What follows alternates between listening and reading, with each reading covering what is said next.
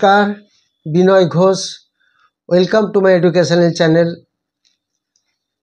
আজকে একটি সেক্টর নিয়ে আলোচনা করব। তার কারণ হলো সেই সেক্টরটিতে 13,000 কোটি এফআইআই ইনভেস্টমেন্ট করেছে ডিউরিং দিস ইয়ার 2025। 2025 সালে 13,000 কোটি টাকা পার্টিকুলার একটা সেক্টর ইনভেস্ট করেছে। সেই সেক্টরটা নিয়ে আমরা আলোচনা করব এবং তার আন্ডারে যে স্টকগুলি আছে সেগুলি নিয়েও আমরা কিছুটা আপনাদের সঙ্গে শেয়ার করব। যেটা মেন ঘটনা সেটা হচ্ছে যে নিফটি অ্যাকচুয়ালি দৌড়াতে যেটা হয়েছে সেটা নিফটি অ্যাকচুয়ালি ক্লান্ত হয়ে গেছে। নিফটি এতটাই পরিমাণ বেড়েছে যে এখন আর নিফটি হাঁপিয়ে যাচ্ছে, আর দৌড়াতে পারছে না।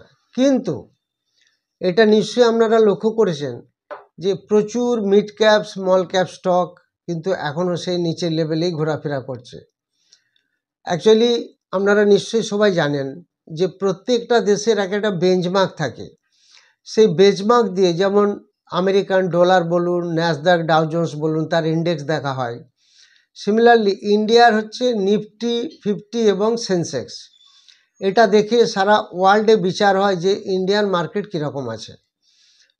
সো সেই নিফটিকে যে কোনোভাবেও বাড়িয়ে রাখতে হবে, এটা হচ্ছে আমাদের গভর্নমেন্ট এবং এফআইডিআইয়ের একটা টেন্ডেন্সি, লার্জ ক্যাপে ইনভেস্ট করে নিফটিকে বাড়ানো। বাট এবার দেখবেন নিফটি ক্লান্ত হয়ে যাবে, আর পারবে না, তখন মিড ক্যাপ এবং স্মল ক্যাপের দিকে একটু নজর পড়বে।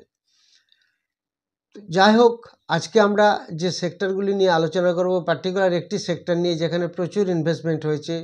আমরা প্রত্যেকেই জানি যে এফআইআই টাকা উইথড্র করে নিয়ে চলে যাচ্ছে, সেটা ঠিকই, কিন্তু এমন একটি সেক্টর যে সেক্টরটিতে প্রচুর পরিমাণে টাকা ইনভেস্ট হয়েছে অনলি 2025। আমরা বিগত দিন ভাবছি না, 2025-এ যদি আপনারা দেখেন সেই সেক্টরের আন্ডারে যে স্টকগুলি, সেখানে এফআইআই কতটা ইনভেস্টমেন্ট বাড়িয়েছে। ফার্স্ট যেটা আমি আপনাদের বলবো সেটা হচ্ছে যে সেক্টরটির কথা আমরা আলোচনা করছি, দ্যাট ইজ টেলিকমিউনিকেশন সেক্টর। এই সেক্টরটিতে প্রচুর পরিমাণে ইনভেস্টমেন্ট এসেছে এই টেলিকমিউনিকেশন সেক্টরে।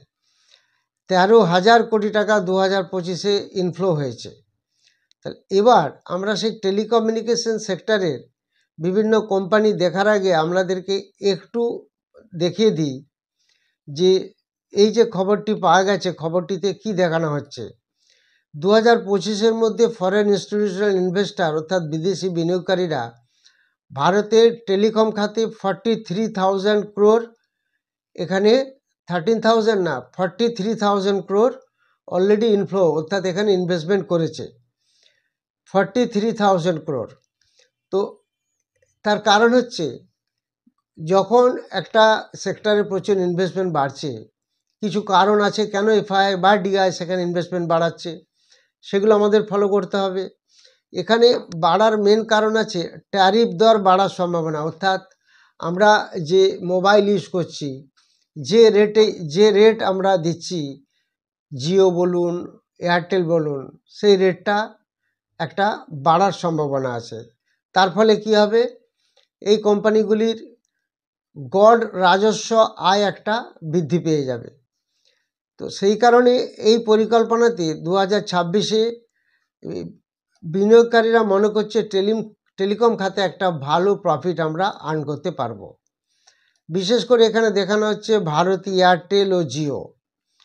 শুধু তাই নয়, এবং আগামী দিনে জিও একটা জানেন আপনারা যে জিওর একটা আইপিও লঞ্চ হওয়ার সম্ভাবনা আছে, সেটা হয়তো first half of the 2026, next ইয়ারে ফার্স্ট হাফের মধ্যে সেটা আসবে। তো সেটা একটা বড় পজিটিভ নিউজ। তখন অটোমেটিক্যালি জিও স্টক একটা বাড়ার সম্ভাবনা থাকবে। তো সেই জন্য এই যে একটা বৃদ্ধির পরিকল্পনা এই সেক্টরে, সেই জন্য সব ইনভেস্টমেন্ট বাড়ছে, সেটার দিকে আমরা একটু নজর রাখবো। সেই স্টকগুলিকে আমি কিছু স্টক নিয়ে আলোচনা করেও দেবো।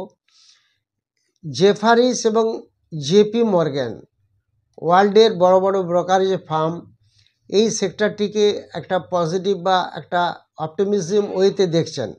ওকে, তো সেই জন্য এগুলো আমরা একটু খবর রাখবো বা খেয়াল রাখবো এই সেক্টরটাতে। আচ্ছা, অর্থনৈতিক দিক থেকে কি দেখা যাচ্ছে যে ট্যারিফ বাড়ানো, গ্রাহক গুণগত মান উন্নয়ন, ব্রডব্যান্ড ও 5G বিস্তার, এর ফলে টেলিকম কোম্পানিগুলোর আয় বাড়বে।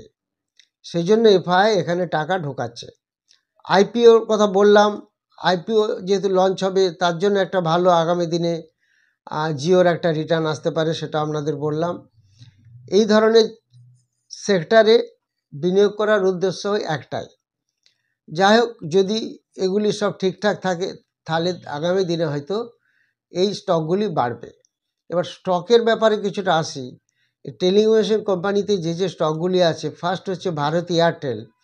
এখানে দেখবেন আপনারা FII DII continue stake holding বাড়াচ্ছে, একটু একটু করে দেখবেন প্রত্যেক কোয়ার্টারে একটু একটু করে বাড়ছে।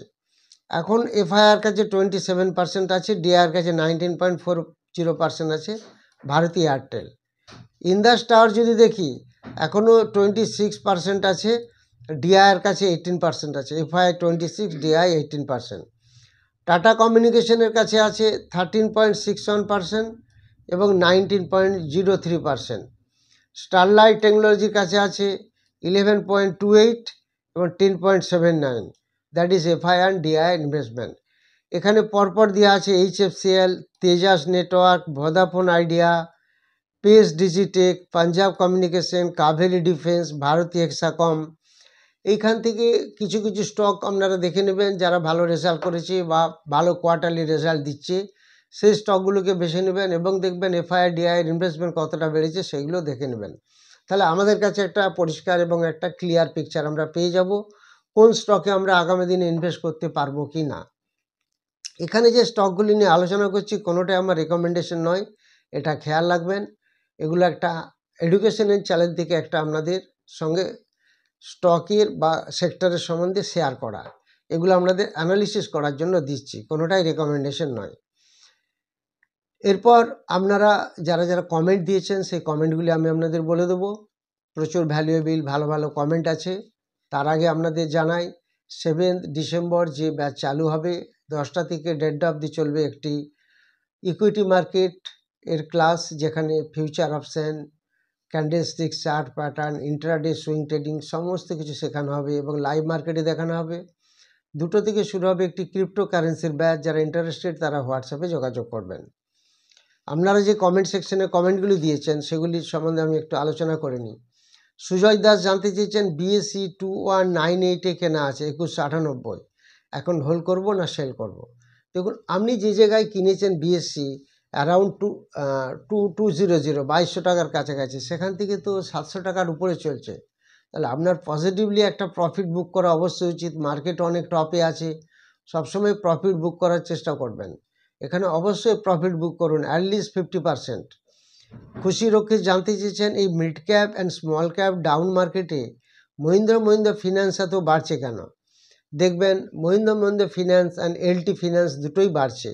তার কারণ হলো এই দুটি হচ্ছে অ্যাকচুয়ালি এমনই কোম্পানি, মহিন্দ্রা গ্রুপ এবং এলটি গ্রুপ। আপনারা জানেন মহিন্দ্রা গ্রুপের গাড়ি সব থেকে নাম করা, সেখান থেকে যত ফিন্যান্স হচ্ছে সেটা মহিন্দ্রা ফিন্যান্স কন্ট্রোল করছে। এবং এলএনটি যে সব থেকে বড়ো লার্সেন টুব্রোর যে প্রজেক্টগুলি হয় যেখানে লোন নেয়ার ব্যাপার থাকে, সেই এলএনটির যে ফিন্যান্সটা কন্ট্রোল করছে, যেখান থেকে লোন যাচ্ছে, দ্যাট ইজ এলএনটি ফিন্যান্স। সেই কারণে এই দুটি কোম্পানি বেশ ভালো বাড়ছে। আজকেও খুব ভালো বেড়েছে, মহিন্দ্রা ফিন্যান্স খুব ভালো বেড়েছে, এলএনটিও বেড়েছে, এলএনটি ফিন্যান্স। সুপ্রিয় মাইতি জানতে চান নিফটি 50 আর সেন্সেক্সের সঙ্গে সঙ্গে স্মল ক্যাপ এবং মিড ক্যাপ বাড়ছে না কেন। একটু আগে আপনাদের বললাম সারা ওয়ার্ল্ডের এক একটা দেশের একটা বেঞ্চমার্ক থাকে, দ্যাট ইজ ব্যারোমিটার। আমাদের দেশের হচ্ছে নিফটি। এই নিফটিকে সবাই বেশি ফলো করে, বিশেষ করে ফরেনাররা। তো সেই নিফটিকে যেভাবে হোক বাড়াতে হবে সেটাই হচ্ছে আমাদের ধর্ম, সেই জন্য নিফটি বেড়ে যাচ্ছে। বাট এটাও মনে রাখবেন নিফটির সাথে সাথে স্মল ক্যাপ মিড ক্যাপকে বাড়াতে হবে। এই লার্জ ক্যাপ একটা সময় গিয়ে স্যাচুরেটেড হয়ে যাবে, তারপর মিড ক্যাপ এবং স্মল ক্যাপও বাড়বে। সোনালী ঘোষ জানতে চেয়েছেন এনসিটি লিমিটেড এখন কি কেনা ঠিক হবে। যদি আপনি 166-এর কাছাকাছি পান এনসিসি কিনতে পারবেন। প্রিয়ম পাল জানতে চেয়েছেন এক্সিটা কটন 16 টাকায় বাই প্রাইসই করবো। ওয়েট করুন। এক্সিটা কটন বেশ বাড়ছে, 4 দিন বেশ খুব সুন্দর বেড়েছে, দেখবেন প্রচুর বেড়েছে। দীর্ঘদিন ধরে স্টকটা পড়েছিল এবং 1 বছর আগে যদি দেখেন এই স্টকটা কীভাবে বাড়ি নিয়ে গেছিলো এফআইআই, কন্টিনিউয়াস 5% আপার সার্কিট ছিল, এখন একটু একটু বাড়া শুরু হয়েছে, 4 দিন একটা ভালো মুভমেন্ট দিয়েছে। মধুমিতা ঘোষ জানতে চেয়েছে পিসি জুয়েলার্স 11 টাকা 29-এ বাই করেছি, এখন তো 10 টাকার কাছাকাছি দাম চলছে, তো ওয়েট করুন, এটা আগামী দিনে বাড়বে। পীযূষ মণ্ডল জানতে চেয়েছেন আইআরএফসি 122 করে কেনা আছে, সাপোর্ট রেজিস্ট্যান্স, সাপোর্ট 114-র কাছে একটা সাপোর্ট এবং 126 একটা রেজিস্ট্যান্স রাখতে পারেন। শাহিদুল ইসলাম জানতে চেয়েছেন স্যাকসফট 174 করে নিয়েছি, এখন কি করা যেতে পারে। স্যাকসফট যেটা আপনি নিয়েছেন সেটা 174 করে, এখন তো দাম বেড়ে গেছে, 200 টাকার উপরে চলছে, কিছুটা প্রফিট বুক করুন, অবশ্যই প্রফিট বুক করবেন সব সময়, নাহলে কিন্তু পরে পস্তাতে হয়। গৌতম দাস আরপিপি ইনফ্রা এত পড়ছে কেন, এই নিয়ে কিছু যদি বলেন। কোম্পানি প্রফিটে আছে কিন্তু এফআইআই একটু মাইনাস করেছে, সেটা একটা কারণ হতে পারে, এটা খেয়াল রাখুন। প্রশান্ত দাস জানতে চেয়েছেন কেলটন টেকনোলজি সলিউশন লিমিটেড নিয়ে কিছু বলুন। দেখুন কেলটন এই কোম্পানিটিতে ডিআইয়ের কোনো স্টেক নেই, ডিআই 0, এফআই সামান্য 1%-এর মতো স্টেক আছে, সব পাবলিকের কাছে শেয়ার আছে, মোর দেন 61%। কালিদাস সাহা জানতে চেয়েছেন ইলেকট্রো স্টিল কাস্টিং 58% লসে আছে, যেহেতু এখন আপনার দাম পড়ে গেছে, জানি না আপনি কত কিনেছেন, এখন দাম চলছে 75-এর কাছাকাছি, আপনাকে অবশ্যই অ্যাভারেজ করতে হবে। এবং দাম পড়ার আরেকটি মস্ত বড় কারণ হচ্ছে প্রফিট অনেকটা কমে গেছে, এফআইও কিছুটা কমিয়েছে, বাট এটাও ঠিক এফআইয়ের কাছে এখনও প্রায় 20%-এর মতো শেয়ার ধরা আছে এবং গভর্নমেন্টের কাছেও 0.23% শেয়ার আছে। কৌশিক দাস জানতে চেয়েছেন ইমামি 515 করে কেনা আছে, সাপোর্ট রেজিস্ট্যান্স, সাপোর্ট হবে 498, রেজিস্ট্যান্স হবে 553। ইমামির খবর আসছে, ইমামি আগামী দিনে বেশ ভালো হবে, একটা নিউজ বেরোচ্ছে বা বেরিয়েছে কিছুটা। মির্জামুদ্দিন আহমেদ জানতে চেয়েছেন ওলা ইলেকট্রিক মোবিলিটি, অ্যাকচুয়ালি দেখুন ওলা ইলেকট্রিক মোবিলিটি প্রচুর লস আছে, আপনারা খালি খেয়াল রাখুন কোয়ার্টার টু কোয়ার্টার এরা মেকআপ করতে পারছে কিনা লসটা, যদি দেখেন লস মেকআপ করছে ধীরে ধীরে, তাহলে দেখবেন ধীরে ধীরে স্টকটা অনেক বেড়ে যাবে। আর ওলা ইলেকট্রিকের বাইক খুব ফেমাস এবং নামকরা বাইক, আগামী দিনে নিশ্চয়ই ভালো হবে। সুমন চক্রবর্তী জানতে চেয়েছেন সুজলন নিয়ে একটু বলুন, এত ভালো রেজাল্ট থাকা সত্ত্বেও কেন পড়ছে। সুজলনে প্রমোটার একটু স্টেক সেল করেছে নিশ্চয়ই জানেন, এটা একটা বড় কারণ যার জন্য বাড়ছে না। প্রমোটার যখনই স্টক সেল করে তখন একটা বেশ ভালো একটা নেগেটিভ ইম্প্যাক্ট পড়ে এর উপর, এটা একটা মস্ত বড় কারণ হতে পারে। রেখা দত্ত জানতে চেয়েছেন জিন্দাল স প্রচুর লসে আছে, অ্যাকচুয়ালি জিন্দাল স বেশ ভালো স্টক, পড়ে গেছে রেজাল্টটা একটু খারাপ হয়েছে বলে, কিন্তু মনে রাখবেন লসে কখনোই বিক্রি করবে না জিন্দাল স, পারলে এই সময় একটু তুলে নিন, অনেক নিচে এসেছে, 52 লোয়ের কাছাকাছি ছিল, তো সেই কারণে এই স্টকটা ভালো স্টকই আছে। আপনারা কমেন্ট সেকশানে কমেন্ট দেবেন, বেশ ভালো ভালো বেশ কয়েকটি কমেন্ট পেলাম, খুব ভালো লাগলো, বলতেও ভালো লাগে ভালো ভালো কমেন্ট দিলে, আবার আপনারা কমেন্ট দেবেন, সব বলে দেবো আমি, কোনো অসুবিধা নেই। যারা ভিডিওটি নতুন দেখছেন তারা অবশ্যই সাবস্ক্রাইব করবেন, লাইক করবেন, শেয়ার করবেন। যারা 7 ডিসেম্বর ক্লাস অ্যাটেন্ড করতে চান, ভর্তি হতে চান, তারা হোয়াটসঅ্যাপে যোগাযোগ করবেন, ফোন করবেন না। Thank you very much for watching my video.